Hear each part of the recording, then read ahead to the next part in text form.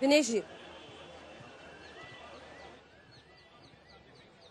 जी ऐसा क्या हो रहा है कि हम लगातार दे रहे हैं, आपको भी देख रहे हैं, साक्षी जी भी हमारे साथ जुड़ गई हैं, आप दोनों को मैंने देखा कि आप लोग टूट गई, रोने लगी।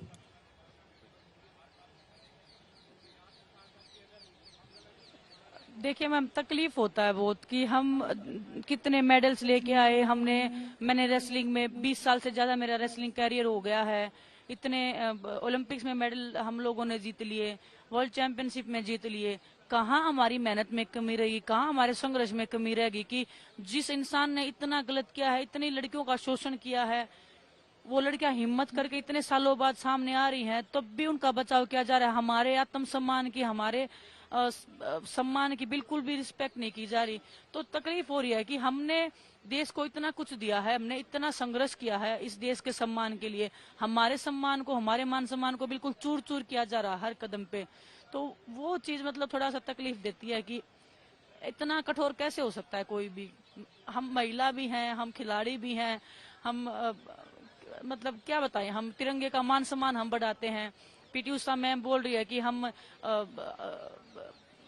रूल तोड़ रहे हैं, कि हम अनडिसिप्लिन एथलीट हैं। इन अनडिसिप्लिन में रह के इतना कोई देश के लिए कैसे कर सकता है। मतलब इतना बड़ा एथलीट ऐसी बातें बोल रहा है, तो वो वही तकलीफ हो रही है बस। अब क्या बताएं, तकलीफ कभी कभी मतलब आंसू के थ्रू निकल रही है।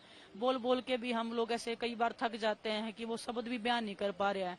तो वो अंदर से कि ऐसे होता है कि पता नहीं मतलब क्या हो सकता है हमारे साथ में। तो बहुत सारे ऐसे उलझने मन में रहती है। कोई कमी नहीं रही है विनेश जी, हम सब आपको ये बताएं कि कोई कमी नहीं रही है। अरे आपने तो अपना खून पसीना जिंदगी देश के नाम किया है। जो पहलवानी आप कर रही हैं और जो पदक देश के लिए ला रही हैं, जब तिरंगा आसमान में जाता है तो हम सिर सबका सिर गर्व से ऊपर होता है।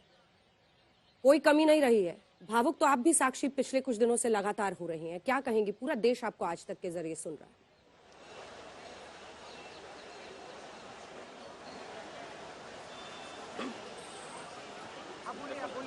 अच्छा, देखो, समटाइम्स मतलब ये होता है कि इतने दिन से लगातार बैठे हैं। कल की बात बता दूं मैं, हम पांचवा दिन था कल हमारा, और हम दिन रात हम यहाँ हैं, यहीं खा रहे हैं, यहीं सो रहे हैं मच्छरों में।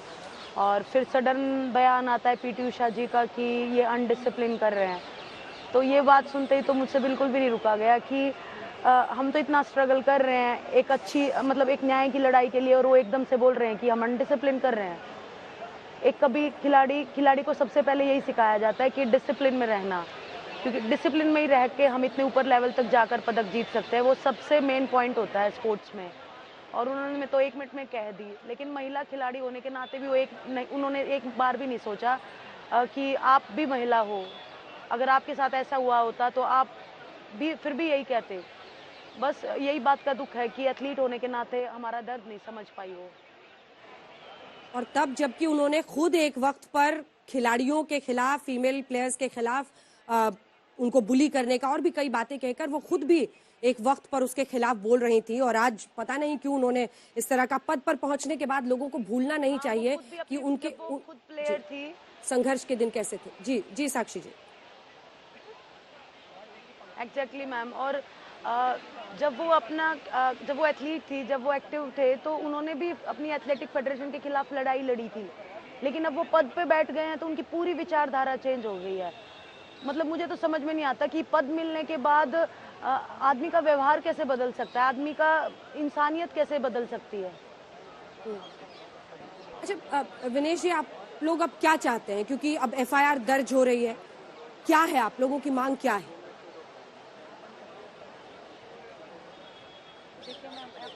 देखिए मैम, एफआईआर तो उनके ऊपर पहले ही 84 उनके ऊपर एफआईआर पहले ही दर्ज हो चुकी हैं, जो इतने सालों से पेंडिंग है। मुझे नहीं पता क्या हो रहा है उनमें तो, लेकिन एक और एफआईआर हो जाएगी तो उनको कोई फर्क नहीं पड़ेगा। आपको भी दिख रहा है कि आज एफआईआर का मतलब जब भी अनाउंसमेंट सुप्रीम कोर्ट ने किया उसके बाद भी बोल रहे हैं कि मैं मजे में हूँ। तो कितना बेशरम, किस लेवल पे वो हद तक मतलब वो इंसान है, उससे उनकी मानसिकता समझ में आ रही है। और अगर वो बाहर रहे तो डेफिनेटली देखो, वो सांसद हैं, इतना पैसा है, इतना रुतबा है, पॉलिटिकल पकड़ उनके पास में है, हर तरीके से वो मजबूत है। अगर वो बाहर रहे तो हमें मरवा भी सकते हैं, कोई बड़ी बात नहीं है उनके लिए। उन्होंने कैमरे पे कबूल कर रखा है कि मैंने एक आदमी को मारा था। हमारे खिलाफ में मतलब उसको मारना, उसके लिए हम जैसे चिट्ठी को मसलना होता है इतना ही है। हमें ये 6 दिन लगा लो या पहले के 3 महीने, हमें पता लगा हम खिलाड़ियों की इतनी औकात होती है। जब तक हम तिरंगा लेके मैट पे घूम रहे हैं या पोडियम में हैं, उसके बाद कोई हमें नहीं पूछता खिलाड़ी क्या कर रहे हैं, कितना संघर्ष कर रहे हैं। तो उसके लिए मतलब हमारी आवाज को दबाना बहुत कम बात है। अगर वो बाहर रहेंगे तो वो कुछ भी कर सकते हैं। हमें अपनी लाइफ का भी खतरा है। हमने आवाज उठाई है तो सिर्फ न्याय के लिए उठाई है, और न्याय तभी हो सकता है जब वो उनको अरेस्ट करके जेल में डालें। उसके बाद में कितनी भी इंक्वायरी कीजिए, कितनी भी आप जांच कीजिए, हम बिल्कुल भी परहेज नहीं करें उस चीज से। हम खुद सहयोग देंगे, हर चीज में हम अपना सहयोग देंगे जितना देना चाहते हैं। लेकिन वो जब बाहर रहेंगे तो हम भी अपना 100% नहीं दे पाएंगे।